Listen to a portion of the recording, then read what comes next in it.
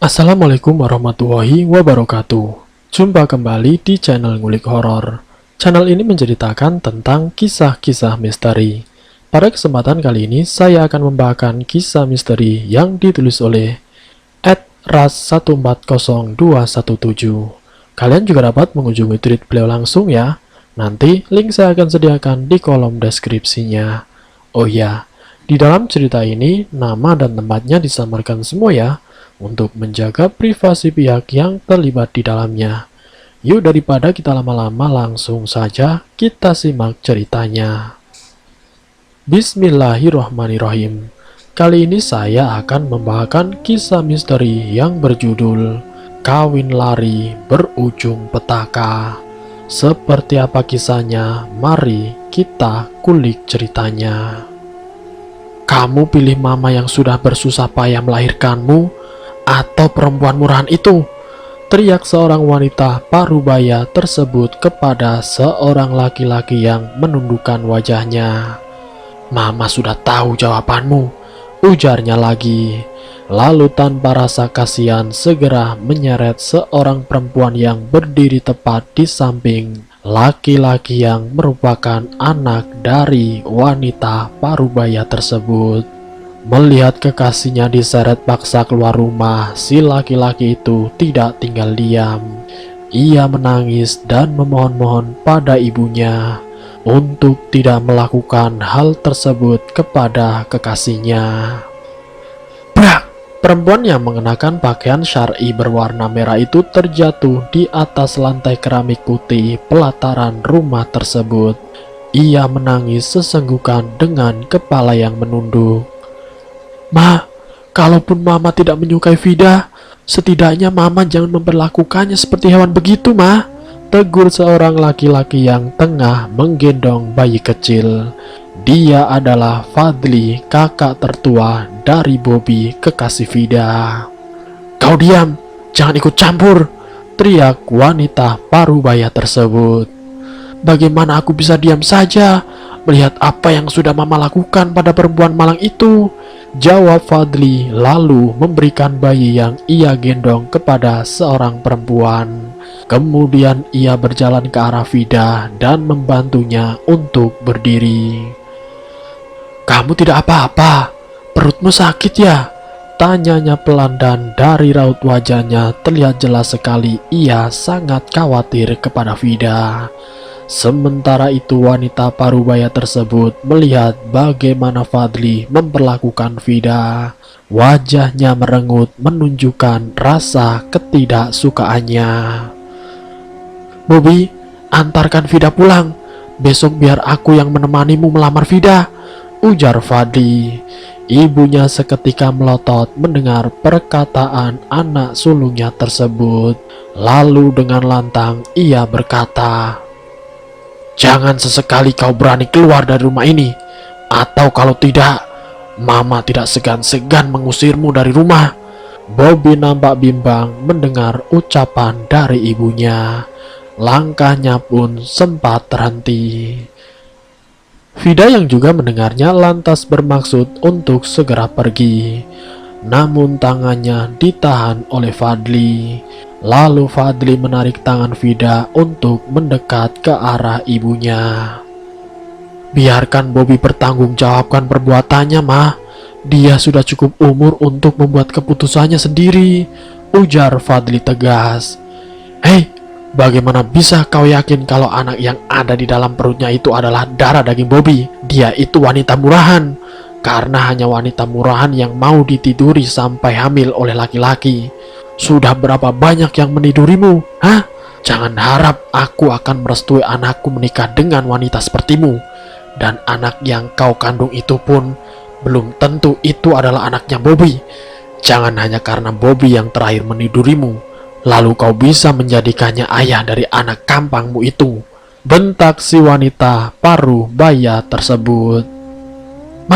Mama berkata seperti itu seakan-akan Mama lupakan karma. Ingat, Ma, aku tidak mau kalau sampai anak-anakku menuai karma dari apa yang Mama lakukan sekarang. Mama tahu, andai Abah masih hidup, beliau pasti sudah memarahi Mama habis-habisan. Wanita parubaya itu terdiam. Fadli lantas menarik tangan adiknya. Ia menyuruh Bobby agar segera mengantarkan Vida pulang. "Ingat apa yang selalu dikatakan Abah dulu. Sekarang pergilah. Aku merestui kalian," ucap Fadli. "Bobby, jangan pergi. Kau mau jadi anak durhaka, hah?" teriak wanita parubaya ketika Bobby dan Vida sudah berada di atas motor tersebut. Itu merupakan hari terakhir bagi Bobby dan Vida berada di desa itu, karena setelahnya mereka langsung pergi ke daerah lain untuk menghindari pengejaran ibunya Bobby. Dan akhirnya mereka menetap di sebuah desa kecil yang berada di sebuah kecamatan di Kalimantan Timur. Bobby dan Vida juga menikah di desa tersebut, tentunya dengan berbekal surat-surat penting dari paman Vida yang merupakan walisannya setelah ayahnya meninggal 7 tahun yang lalu. Mereka menjalani kehidupan sederhana dengan ekonomi yang pas-pasan. Namun kadang-kadang Fadli juga mengirimkan sejumlah uang untuk mereka. Dan uang kiriman itulah yang digunakan oleh Vida untuk membuka warung-warung kecil guna membantu meringankan beban suaminya. Sementara di desa tempat tinggal ibunya, wanita parubaya itu masih terus mencari Bobby. Dan tidak jarang ia terus mengorek-ngorek informasi tentang Bobby kepada Fadli dan istrinya. Tetapi Fadli dan istrinya tentu juga merahasiakan keberadaan Bobby kepada ibunya. Ia juga menasihati sang ibu agar membiarkan saja Bobby adiknya hidup bahagia bersama keluarga kecilnya. 6 bulan lebih telah berlalu, kini anak yang dikandung Vida sudah terlahir. Kini kehidupan mereka pun menjadi semakin bahagia dengan kehadiran sang buah hati. Banyak orang mengatakan kalau anak mereka sangat mirip sekali dengan Bobby. Walaupun perbuatan Bobby dan Vida salah, tapi Tuhan cukup adil. Dia memberikan rupa yang sangat mirip antara Bobby dan bayi itu, sehingga membuat tuduhan buruk pada Vida pun terbantahkan. Seperti hari itu ketika Fadli dan anak istrinya datang dari jauh untuk mengunjungi mereka. Fadli terus mengatakan hal yang sama tentang wajah anaknya Bobby. "Wajahnya mirip sekali denganmu, Bob," ujarnya berulang-ulang. "Aku tahu bukan cuma kau yang mengatakannya. Ini bila aku membawanya berjalan-jalan pagi, pasti ada saja orang yang mengatakan bahwa dia sangat mirip denganku. Ya bagaimana tidak, toh dia memang darah dagingku," ujar Bobby. Fadli tersenyum, namun beberapa saat kemudian senyumannya menghilang, berganti dengan tatapan yang sulit diartikan. "Loh, ada apa?" tegur Bobby. "Aku merasa sedih, Bob. Aku merasa gagal menggantikan Abah untuk menasihati Mama. Kasihan keponakanku ini harus tumbuh di antara orang-orang asing," ucapnya lirih. Bobby menarik nafas panjang, helaan nafasnya terdengar berat. "Aku memang rindu rumah, tapi di sini jauh lebih baik untuk anak dan istriku. Dan perlu kau ingat, aku tidak pernah menyalahkanmu. Malah aku dan Vida sangat berterima kasih dengan apa yang sudah kalian berikan pada kami." Mendengar perkataan Bobby, istrinya Fadli lantas menatap suaminya, seolah meminta penjelasan dari apa yang baru saja dikatakan oleh Bobby. "Aku pernah beberapa kali mengirimkan uang untuk mereka. Aku memang lupa mengatakannya padamu," ujar Fadli kepada istrinya yang membuat Bobby melongo. Istrinya Fadli tidak menunjukkan reaksi apa-apa pada saat itu. Namun tiba-tiba rencana mereka berubah. Yang semula ingin menginap 3 hari malah cuma jadi 1 hari saja. Itu pun mereka pulang dengan terburu-buru. Sebulan setelah itu tiba-tiba saja Vida jatuh sakit. Setelah beberapa hari yang lalu, anak mereka juga jatuh sakit dan terus-menerus menangis rewel. Semula Bobby pun mengira jika Vida sakit karena memang pada saat itu sedang musimnya orang-orang sakit. Anak-anak sampai orang tua di desa itu terserang flu dan demam. Namun meski begitu tidak ada yang sakitnya selama Vida. Sudah 1 minggu lebih ia terbaring dengan suhu tubuh yang sangat panas. Bahkan beberapa jenis obat penurun panas sudah dicoba. Mulai dari obat warungan dokter sampai obat-obat kampung seperti pucuk kembang sepatu. Tetapi tetap saja tidak ada satupun yang berhasil menurunkan panas badannya Vida. Tetangga-tetangga yang memang sudah akrab dengan pasangan itu mengatakan bahwa sakitnya Vida ini bukan sakit biasa. Mereka beranggapan kalau Vida sudah dibuat sakit oleh seseorang. Dan mereka menyarankan agar Bobby menemui orang yang bernama Pak Somad untuk meminta pertolongan. "Saya tidak tahu rumah beliau," kata Bobby. "Kamu berangkat sama anak saya, biar istri dan anakmu kami yang bantu jaga," jawab tetangganya. Akhirnya sore itu juga Bobby berangkat bersama Bias, pemuda yang baru berusia 17 tahun tersebut. Singkat cerita mereka akhirnya sampai di desa tempat tinggal Pak Somad. Mereka berdua disambut baik oleh lelaki berusia 55 tahun tersebut. Dari ceritanya ternyata beliau ini bukan penduduk asli daerah sini. Dan sama seperti Bobby, Pak Somad juga seorang perantau dari daerah lain. Saat Bobby menceritakan apa tujuannya ke rumah Pak Somad, lelaki itu tersenyum dan mengangguk. "Kau pun juga ada yang mengikuti, nak?" ucap Pak Somad. "Maksudnya, Pak?" tanya Bobby keheranan. "Ada sosok yang tidak begitu asing, kulihat berada di dekatmu. Biasanya sosok itu sangat suka membuat huru-hara rumah tangga," jelas Pak Somad. Bobby mengerutkan alisnya, kemudian ia menatap ke sekeliling dengan seksama. Namun Bobby tidak melihat apapun. "Saya tidak mengerti, Pak," tanya Bobby keheranan. "Itu jin, tapi aku sendiri pun tidak tahu apa nama sebutan untuk mereka. Sehingga aku membuatkan sebutan sendiri untuknya, yaitu puntilung. Mereka itu jahat, tetapi meski begitu, mereka tidak akan mengacau secara acak-acakan pada setiap orang. Hanya bila ada orang yang mengetus atau menyuruhnya, barulah mereka akan beraksi. Kedatangan mereka bisa diketahui dengan ciri-ciri rumah terasa panas, atap rumah berderit di setiap menjelang maghrib.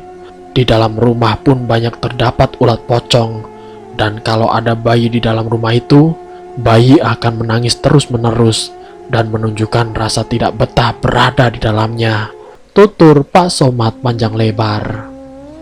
Bobby terdiam apa yang baru saja Pak Somad katakan tentang ciri-ciri kedatangan Pundilung ke dalam rumah itu sama persis dengan apa yang terjadi di rumah sewaannya beberapa waktu lalu.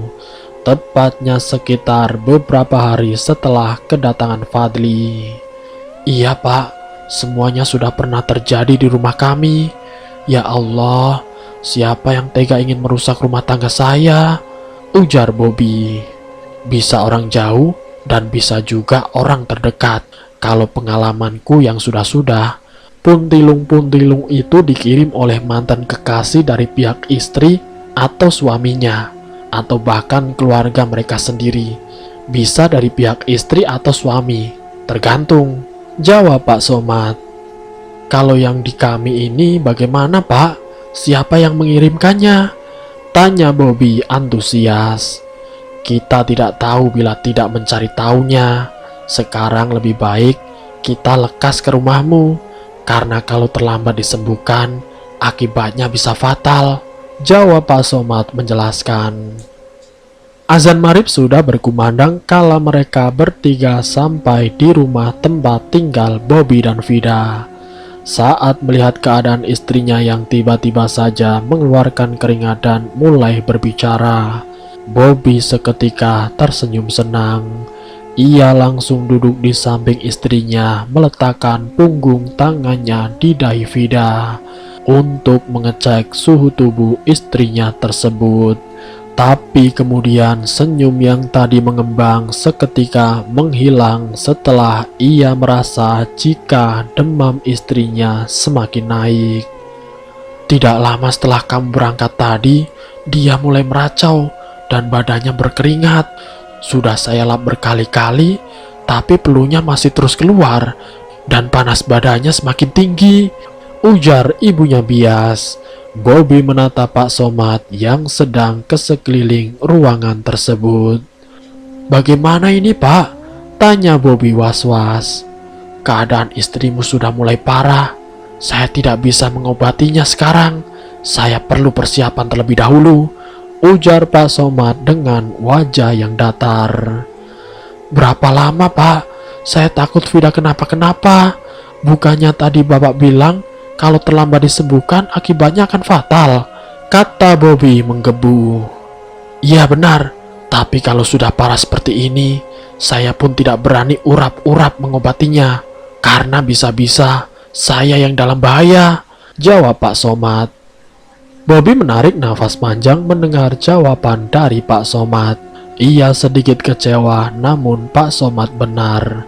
Bobby sendiri pun tidak ingin ada orang lain yang menjadi korban. Baik, Pak, saya akan menunggu. Semoga saja istri saya akan kuat, ucap Bobby pasrah. Setelah Pak Somad dan tetangganya sudah pulang ke rumah masing-masing, Bobby duduk dekat Vida terbaring sambil menggendong bayinya. Matanya sudah sangat berat sekali, namun bayinya akan terbangun dan menangis begitu diletakkan di atas tempat tidur. Akhirnya Bobby pun tidur dalam keadaan masih menggendong si bayi. Sekitar pukul 2 malam, Vida mulai meracau lagi, yang membuat Bobby langsung terbangun. Suhu tubuh Vida masih sangat panas, dan kali ini ia menggigil seperti orang yang sedang kedinginan. Bobby bingung dengan apa yang harus ia lakukan, apalagi keadaan bayinya saat itu yang sama sekali tidak mau lepas dari gendongan ayahnya, membuat Bobby frustasi. Vida tiba-tiba saja muntah, baunya sangat busuk. Wajah dan lehernya dipenuhi bekas muntahannya sendiri. Ya Allah, nak, ayah mohon jangan menangis. Kasihan ibumu, nak. Ayah mau membersihkan ibumu dulu, isak Bobby. Namun bayi itu tidak mengerti apa-apa. Ia terus menangis saat Bobby terpaksa harus meletakkannya di atas kasur. Sampai-sampai ada ibunya bias masuk ke dalam rumah pun Bobby tidak sadar. Ia tahu adanya ibu bias pun ketika mendengar suara anaknya sudah berhenti menangis saat berada di dalam gendongan wanita itu. Terima kasih banyak, Bu, ucap Bobby teriris. Iya, aku pun tidak bisa tidur karena memikirkan kalian. Makanya saat mendengar suara tangisan anakmu, aku langsung berlari kemari. Aku tahu kau pasti sedang sibuk sekali, harus mengurus dua-dua sekaligus, ujar ibunya bias. Bobby sedikit tenang mendengar perkataan ibunya bias. Wanita itu memang baik sekali. Kau tidak berangkat bekerja? Bobby menggeleng. Aku tahu kau pasti susah meninggalkan keduanya, tapi kau juga harus bekerja untuk mencari biaya pengobatan Vida dan susu anakmu. Kau tenang saja, aku akan menjaga mereka berdua untukmu. Kau bisa bekerja dengan tenang, karena hanya ini yang bisa aku lakukan untuk membantu kalian, ujar ibunya Bias. Mendengar apa yang dikatakan ibunya Bias, hati Bobby tersentuh. Ia terharu dan merasa sangat beruntung mendapatkan tetangga sebaik Ibu Bias. Terima kasih banyak, Bu, ujar Bobby terharu. Hari-hari telah berlalu. Pada malam ketujuh barulah Pak Somad muncul sambil menenteng bungkusan kain hitam yang di dalam entah berisi apa. Beliau membukanya di dekat Vida karena memang rumah sewaan itu tidak terlalu besar. Ada bongkahan kayu hitam yang tengah-tengahnya berbentuk cekung. Ada juga akar-akaran aneh yang masing-masingnya saling mengikat satu sama lain, dan berbagai macam benda yang nampak sangat aneh bagi Bobby. Ini adalah batang kayu panah yang khusus mengobati panah atau santet, ujar Pak Somad sembari menunjukkan bongkahan kayu hitam tersebut. Kalau yang ini akar pohon kenanga putih. Akar yang seperti ini sangat jarang sekali adanya. Dan bila menemukan yang seperti ini, itu merupakan sebuah keberuntungan, ujar Pak Somad memperlihatkan akar yang saling mengikat satu sama lain itu. Malam ini akan kita mulai pengobatannya, lanjut Pak Somad. Setelah menunggu sampai matahari terbenam, Pak Somad memulai ritual pengobatannya. Tidak ada yang boleh masuk ke dalam rumah saat ritual berlangsung. Bahkan anaknya Bobby dan Vida pun terpaksa harus dititipkan pada Ibu Bias. Malam itu suasana benar-benar sepi dan mencekam. Terlebih lagi dengan adanya bau gaharu, dupa dan kemenyan yang bercampur menjadi satu di udara. Beberapa kali Bobby terbatuk karena bau asap dari gaharu, dupa dan kemenyan yang terus dibakar itu. Pak Somad sendiri duduk bersila dengan jarak yang tidak begitu jauh dari Vida berbaring. Beliau nampak khusyuk berzikir dan tidak lama kemudian tubuh Vida mulai bereaksi. Akar kayu pohon kenanga putih yang ujungnya sudah diraut hingga lancip itu pun digunakan untuk melukai telapak kaki dan tangan Vida hingga berdarah. Namun anehnya, darah yang keluar dari telapak kaki kiri Vida terlihat menghitam, sedangkan yang di kanan darahnya nampak seperti darah segar pada umumnya yang berwarna merah.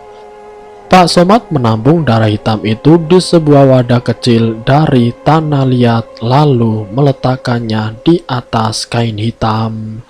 Kemudian beliau mengambil bongkahan kayu panah itu dan mulai memutar-mutarkan kayu hitam lainnya yang berbentuk jauh lebih kecil di atasnya. Gerakannya mirip seperti mengulek sambal. Anehnya, tanpa dikasih air, cekungan pada kayu panah itu mulai dipenuhi dengan cairan hitam yang kental. Setelah dirasa cukup, Pak Somad lantas berhenti dan mulai mengoleskannya pada telapak kaki dan tangan Vida yang tadinya dilukai menggunakan akar pohon kenanga putih. Lalu Pak Somad menyampurkan darah yang berwarna hitam dari luka kaki kiri Vida itu dengan cairan kayu panah dan membungkusnya dengan kain hitam. Coba kamu cek panas badannya, suruh Pak Somad kepada Bobby. Alhamdulillah suhunya dingin, Pak, jawab Bobby. Syukur alhamdulillah, kau tunggu di sini, aku akan keluar sebentar untuk menguburkan ini, kata Pak Somad. Bobby mengangguk lalu kemudian Pak Somad berjalan keluar dengan membawa darah tersebut. Entah kenapa harus dikubur, Bobby pun sangat penasaran. Namun ia urungkan niatnya untuk bertanya. Setelah Pak Somad kembali masuk ke dalam rumah, Bobby pun mulai bertanya. Apa istri saya sudah sembuh, Pak? Tanya Bobby antusias. Pak Somad menghela nafas. Insya Allah, jawab Pak Somad singkat. Lalu siapa kira-kira yang mengirimkan jin itu, Pak? Tanya Bobby lagi. Ibumu, pernikahan kalian tanpa restu, dan istrimu dianggap perempuan tidak baik olehnya, bukan? Tanya Pak Ustadz. Bobby terdiam, mulutnya terbuka.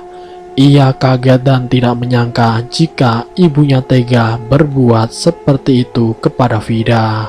Padahal Vida tidak sepenuhnya salah, karena mereka berdua melakukan hal itu atas dasar suka sama suka. Bahkan pada saat pertama kali itu terjadi, Vida masihlah gadis suci. Padahal saya yang salah, Pak, bukan istri saya, ucap Bobby bergetar. Jadikanlah ini sebuah pelajaran, dan nanti kau juga harus datangi ibumu, minta maaflah, dan jelaskan semuanya pada beliau. Insya Allah dia akan mengerti, Pak Somad menuturkan kepada Bobby. Lalu kemudian Bobby pun hanya menggeleng. Saya tahu sifat ibu saya, Pak. Dia tidak akan mau mendengarkan penjelasan kami. Dia hanya menginginkan apa yang dia ucapkan selalu kami turuti. Tanpa dia sadari, kami juga ingin membuat keputusan sendiri dalam hidup yang akan kami jalani, Pak. Bila sudah begini, apakah berarti saya anak durhaka, Pak? Tanya Bobby antusias. Tidak semua anak yang membantah keinginan orang tuanya itu anak durhaka. Itu berbalik lagi dari apa yang diinginkan orang tuanya. Kalau keinginan orang tuanya itu menimbulkan kesakitan fisik atau batin pada anaknya, atau keinginan yang salah, itu harus kamu tolak demi kebaikan kamu sendiri selaku anak dan ibumu selaku orang tua, ujar Pak Somad. Maka dari itu, saya tidak ingin kembali ke rumah lagi, Pak. Tapi jujur dalam hati saya sendiri, saya memang sayang pada ibu saya. Hanya saja saya tidak tahu caranya untuk membuat beliau sadar dan mau menerima istri dan anak saya, keluh Bobby. Bersabarlah dan selalu dekatkanlah diri kepada Allah. Insya Allah dia akan memberikan jalan yang terbaik untukmu dan keluargamu, Pak Somad memberi saran. Beberapa minggu kemudian Fadli datang bersama Lida, adik dari Vida yang sebelumnya tinggal di kota lain. Gadis itu menangis memeluk kakaknya yang terbaring lemah di atas kasur tipis. Kenapa tidak dibawa ke rumah sakit, Kak? Tanya Lida khawatir. Sudah, Lid, tapi tidak ada kemajuan. Sekarang kakakmu sudah jauh lebih baik dari sebelumnya, meski sebagian tubuhnya masih tidak bisa digerakkan, jawab Bobby. Mama tega sekali.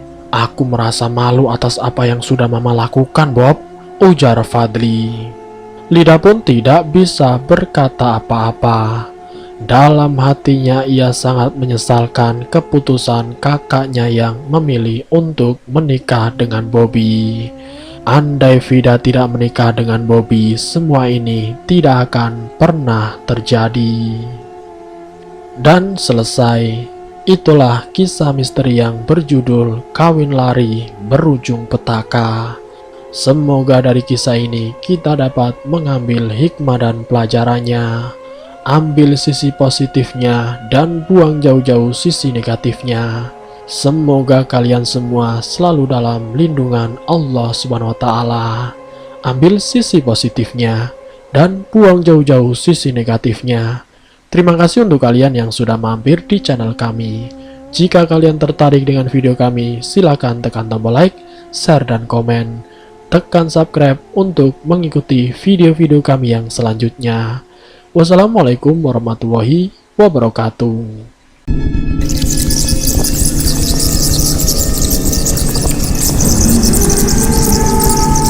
Selamat datang di channel Ngulik Horor.